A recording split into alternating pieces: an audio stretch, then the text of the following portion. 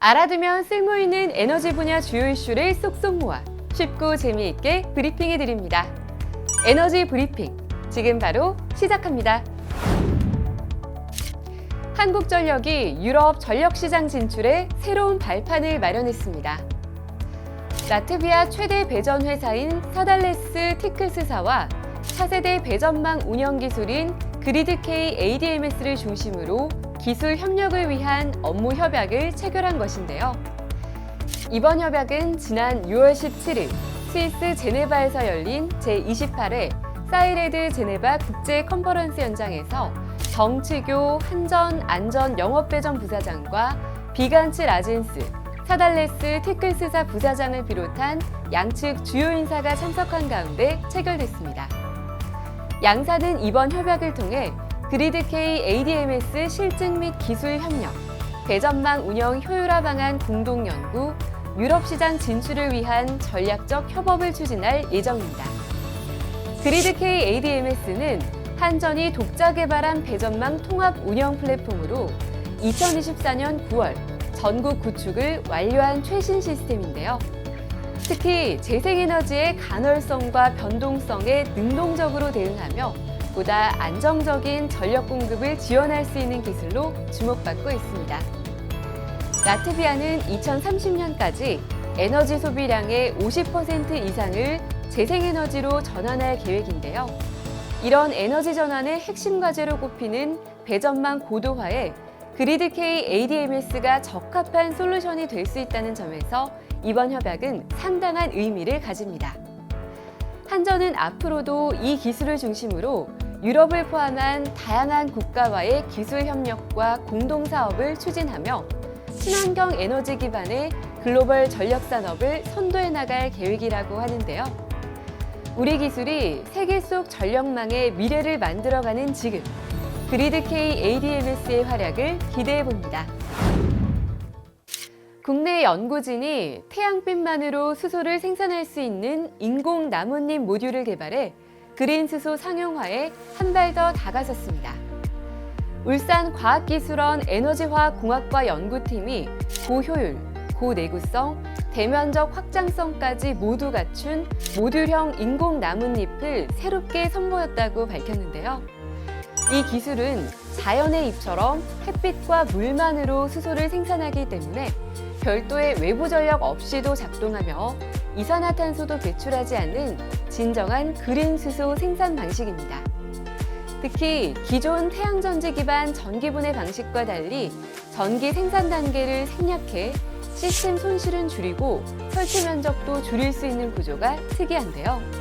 이번에 개발된 인공 나뭇잎은 1제곱센티미터 단위의 고효율 광전극을 4x4 배열로 확장한 모듈형 구조로 제작됐고 모듈 전체 기준으로 태양광 수소 전환 효율 11.2%를 달성했습니다.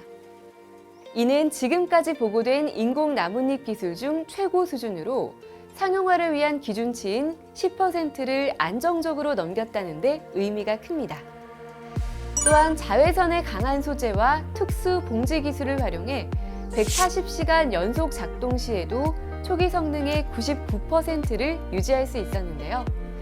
태양전지 패널처럼 대면적으로 확장도 가능해 대규모 상업화에 한 걸음 더 가까워졌다는 평가입니다. 유니스트 연구팀의 이번 성과는 과학기술정보통신부가 추진하는 기후변화 대응 연구 지원을 통해 이뤄졌으며 네이처 커뮤니케이션스에 공식 게재되며 주목을 받았습니다. 햇빛 하나로 수소를 생산할 수 있는 시대, 상상이 현실이 되는 속도가 점점 빨라지고 있는데요. 앞으로의 기술 진전도 기대해봐도 좋겠네요. 유럽연합이 천연가스 중심의 에너지 구조에서 벗어나 본격적인 전기화 전환에 속도를 내고 있습니다. 기후 싱크탱크 엠버는 2030년까지 EU의 천연가스 수요가 7% 추가 감소할 것이라 전망했는데요. 이미 팬데믹 이전인 2019년 대비 19%나 줄어든 상황에서 전력 전환의 가속화로 수요는 더 줄어들 전망입니다. 하지만 인프라는 오히려 늘고 있습니다. 이유는 러시아산 가스 의존을 줄이기 위해 2030년까지 LNG 수입 설비를 54% 확대할 계획인데요. 엠버는 이 같은 투자가 가스 수요 감소와 충돌해 과잉 설비로 인한 좌초 자산, 즉 활용되지 못하고 손실을 내는 자산이 될 수 있다고 경고했습니다. 이유는 현재 최종 에너지의 약 23%를 전기로 사용 중이며 2030년까지 30%로 확대할 계획입니다. 여기에 풍력과 태양광 등 재생에너지 설비는 향후 5년 내 2배 이상 확대될 예정으로 결국 전체 전력의 66%가 재생에너지로 공급될 것으로 전망됩니다. 이처럼 전기화가 빠르게 확산되는 상황에서 가스 인프라에 대한 무리한 투자는 공급 과잉과 재정 손실로 이어질 수 있다는 지적입니다.